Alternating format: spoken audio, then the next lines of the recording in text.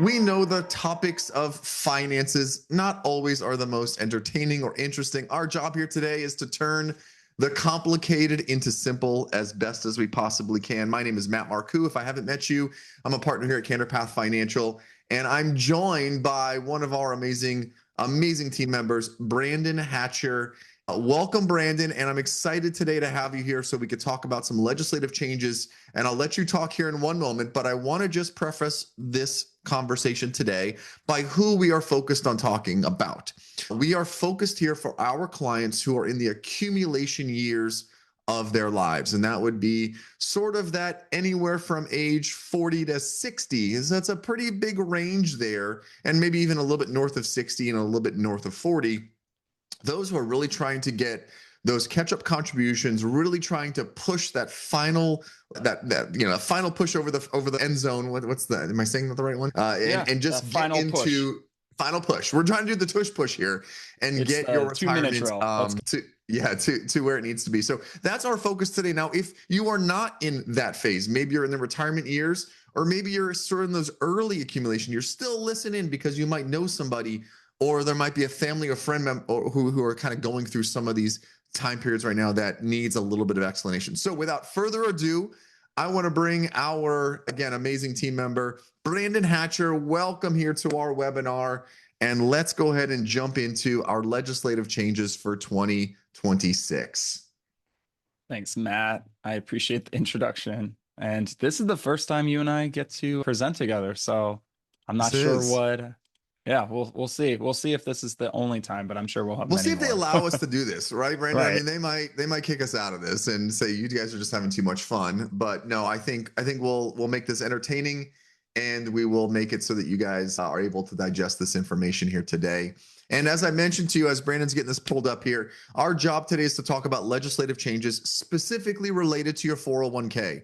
So for whether you're self-employed, have a solo 401k, or you're an employee. Maybe you are a pilot for an airline. Maybe you work as, in construction. Maybe you're a doctor or a lawyer, whatever it may be, an educator. This is going to impact you today with some of the major legislative changes that occur here in 2026. And that all starts with the Secure Act, which was passed way back in 2022 and is going to be the kind of the foundation for what we're going to build on today. That's right. Secure Act. So passed, you're right, 2022. What is the Secure Act? Well, really, the Secure Act, especially the 2.0 portion, was really designed to set up the standards around savings for retirement. Now, it's way more than that. But what we're focused on today is really the rules around saving contributions. If you are employed, what rights you have as the employee, if you are self-employed or the business owner, what things you have to do from an employer point of view. So I thought it would be good to just start with that. It came into legislation, at least the 2.0 portion that we're really discussing today, late December of 2029, just right before we flipped over to 2023.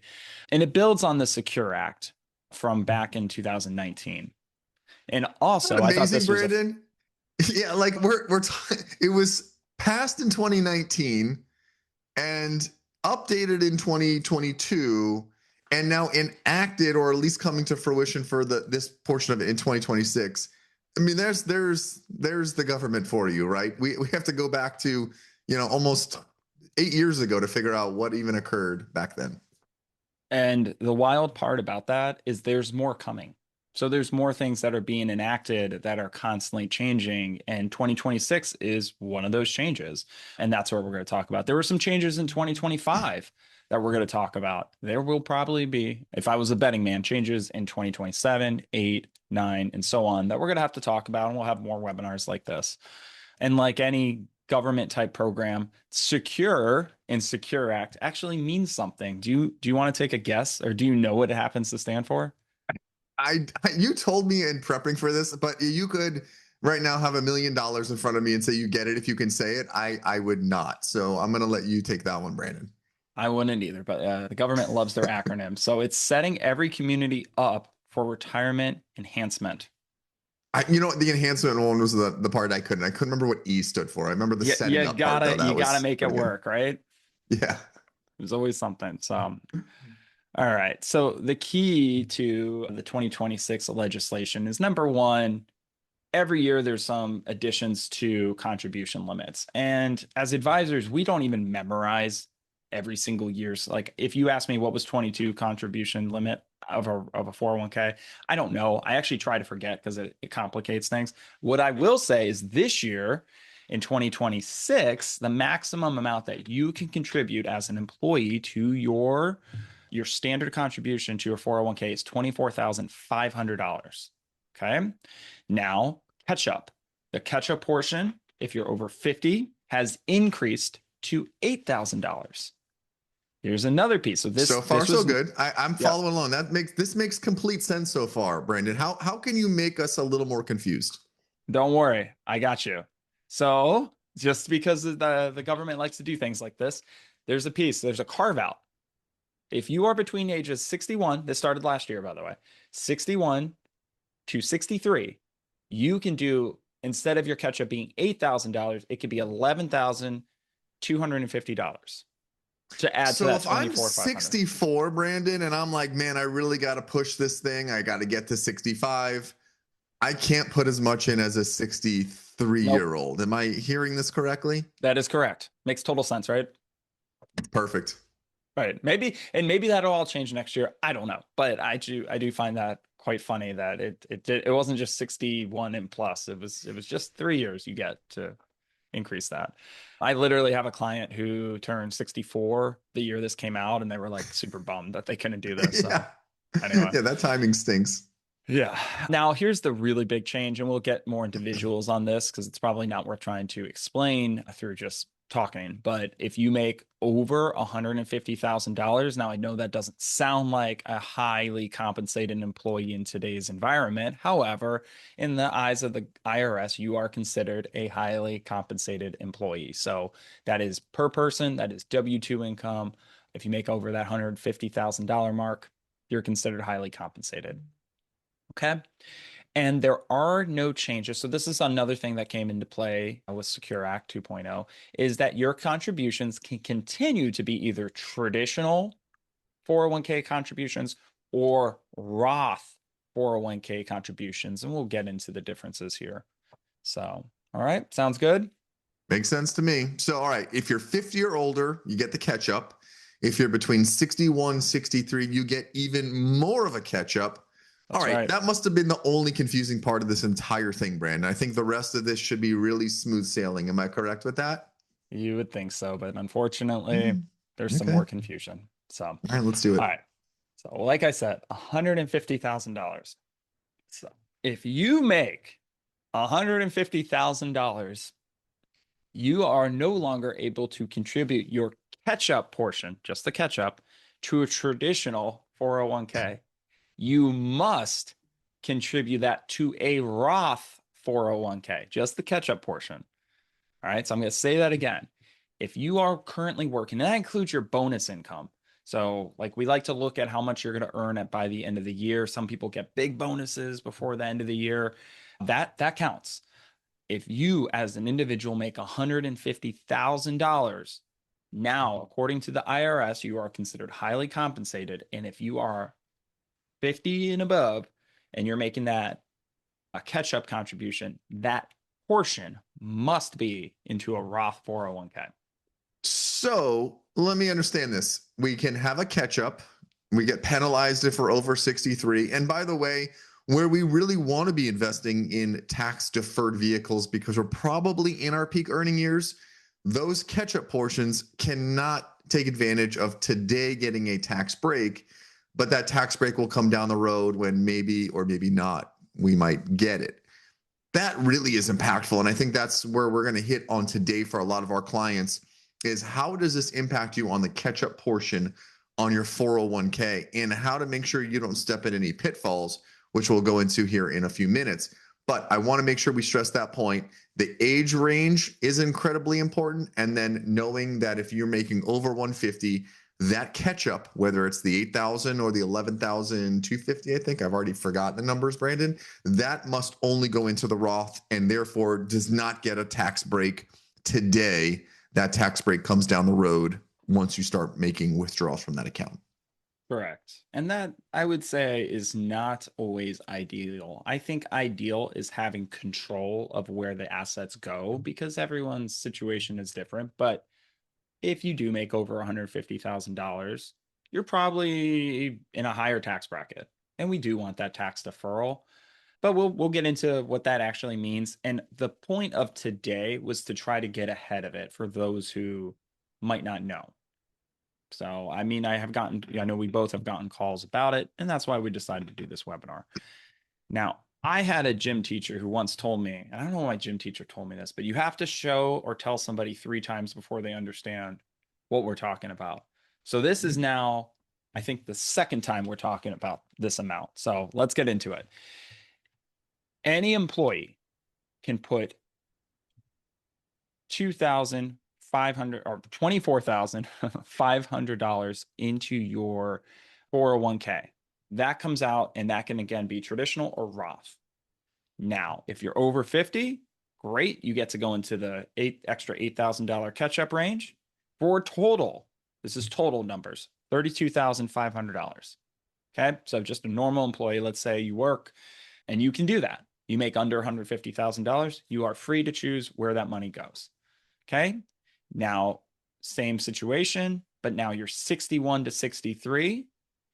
You can put your 24,500 wherever you want to go, but then your next 11,250 can also go anywhere you want to go because you're under a certain dollar, because you make under $150,000 for a total of 3,500. 35. Oh, geez, 35,000. I did it again. Oh, $35,750 total going into either path you want to go, whether a traditional or a Roth 401k.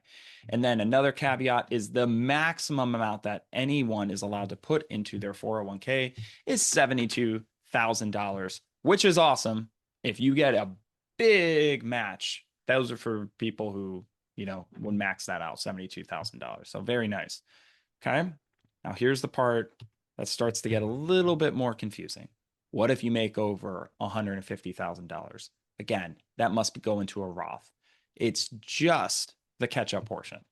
So in this scenario, if you were making over $150,000, you want a maximum amount you can put towards your retirement inside of a 401k plan. You put 24,500. That can go in your traditional, which we'd probably want to do. And then the next, that $8,000 or the $11,250 must go into a Roth. So your still overall contributions haven't changed. It's just how the IRS taxes you for that money has now changed. Okay. And then again, once you're 64, we're back to that $8,000 if nothing changes. Crazy. Right. Those that need it the most get the least amount of help, in a sense, which is just insane to me. But we're not here to talk about legislation. In fact, the fact they make this so confusing is what helps to keep us employed at times. So we have to embrace it. And if it was easy, you wouldn't need us. No, and of course we're saying that tongue in cheek, but very confusing. We want to make sure everyone understands how to make sure, especially as we're starting to approach mid-year. We're shooting this here in May.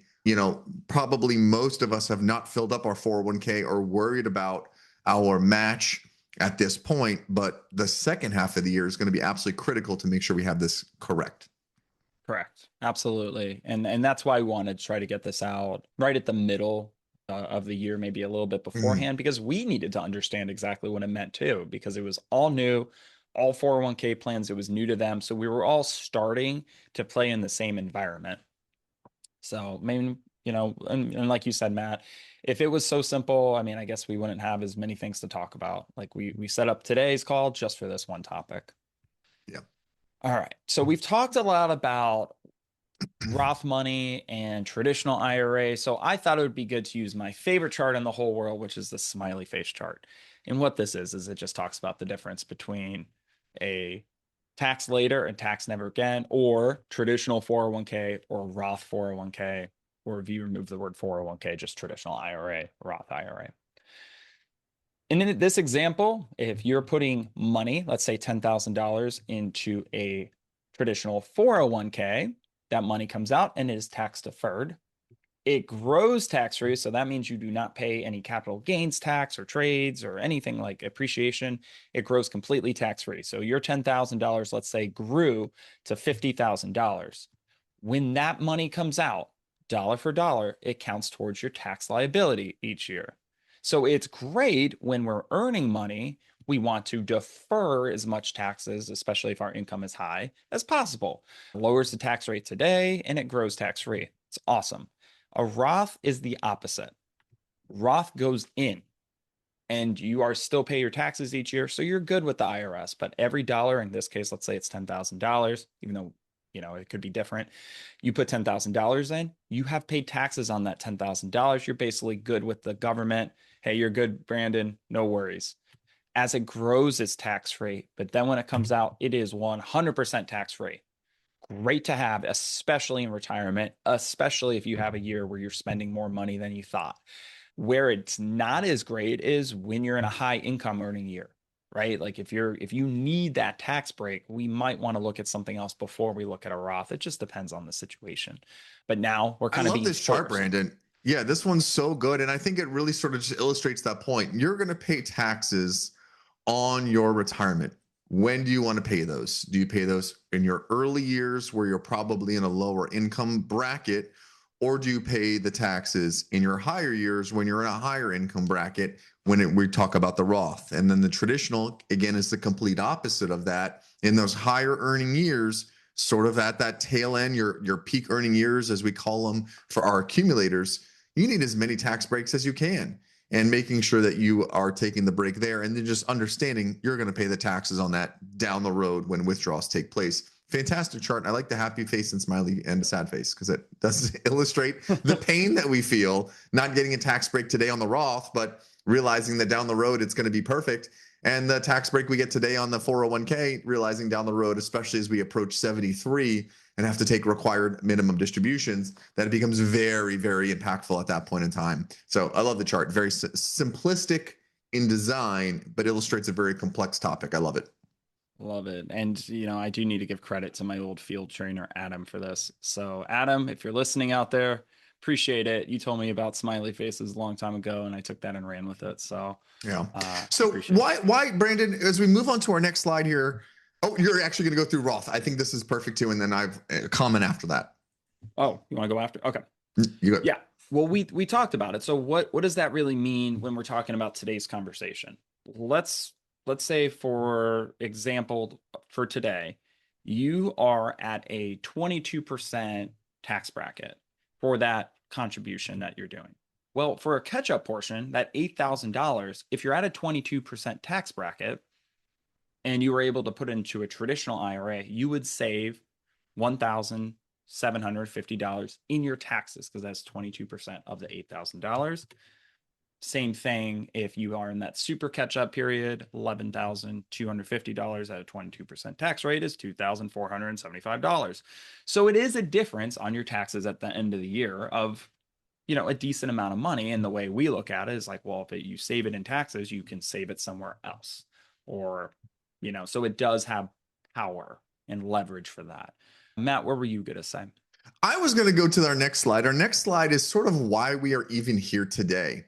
And even backing up for a moment, as you flip over to it here, Brandon, is if you are not confused or if you're wondering why was this legislation passed in 2019, updated in 2022, and finally coming to fruition in 2026, because this is the type of emails we get from our clients. Now, we redacted most of the information here, and I think even if you go to the next slide, we can blow it up.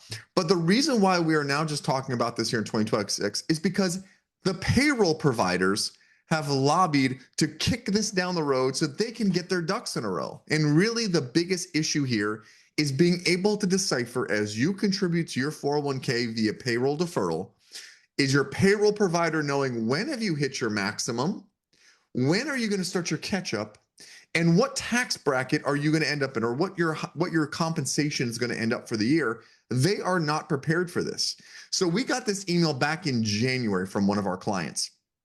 And this email from the employer, really kind of a conduit from the payroll provider, said, listen, you as the employee need to figure this out.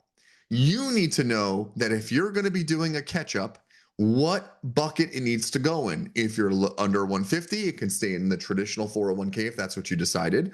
Or if you're over 150, it needs to go into the Roth. And by the way, if you don't pick the right bucket, and I quote here and highlighted, if you do not take action, any pre-tax catch-up contributions made in 26 will be deemed Roth at the end of the year. You will receive a 1099 to report this with your 2026 taxes, and you will pay the necessary taxes on these contributions. Boy, you are just an employee, got your head down working, you're doing your 401k, you're doing everything right. You put the money into the wrong bucket because it's now on your shoulders, and you get a tax bill at the end of the year or a 1099 at the end of the year saying you put money into the wrong account. If this doesn't describe the conundrum that we're in today, with not only the confusing nature of who can do this, how much they can do it, and what bucket it should go in, now it's up to the employees to figure this out. And we wanted to make sure that each one of our clients or extensions of our Candor Path family understand that you cannot just continue investing in your 401k without having someone look at this to make sure it's going into the right place. If not, this could be you in getting a 1099 at the end of the year saying you put money in the wrong account, it's actually taxable. By the way, surprise, here we go. So something we really wanted to make sure our clients, and really was the genesis for our conversation today, was this email forwarded to us by a client who said, what do I need to do here? And now we as advisors are going to jump in and help fix that problem, or at least help explain it away. Yeah, and Matt, it even gets more confusing because sometimes the action that these payroll providers are doing is no action. So last year, an employee might have contributed for their catch up. This year, they had to manually go in and elect it again. Now, I don't know if that's going to be the same every year, or maybe that's just standard process, but I had at least two clients of ours. One was, called me, and we had to go and elect that catch up portion again. And they were confused because they're like, well, I selected this last year, and this year it made them select it. So you also might not be putting as much money towards your retirement as you think. So that's what I've also seen too. So worst case scenario, I would say you owe a tax bill at the end of the year because you did it wrong. A not as great case is you didn't put as much money toward your retirement as you thought you did because of you have to manually select and elect that catch up now. And if you make over $150,000, it has to be a Roth. And if you think you're close, I would just say do the Roth now. Like if you're within a few $1,000s, just err on the side of caution. It's an all or nothing. It's not like a phase out or anything like that. So, all right.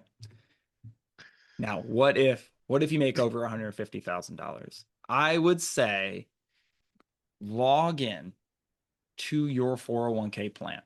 Almost all 401ks, it might be hidden, it might be put somewhere in there, but there will be a contribution selection. You are allowed to change and adjust your contributions at any point throughout the year. Like that is 100% allowable. It might take a payroll cycle or two to kick in, but it is electable. So I would say just do an audit. It's a great time to look anyway. It's a great time to look at what you're invested in. Go ahead and let's take a look at the contributions and make sure that you are maximizing the amount that you want to put toward your retirement. And another thing too is just make sure that the catch-up portion, if you make over 150,000, is going to the Roth 401k.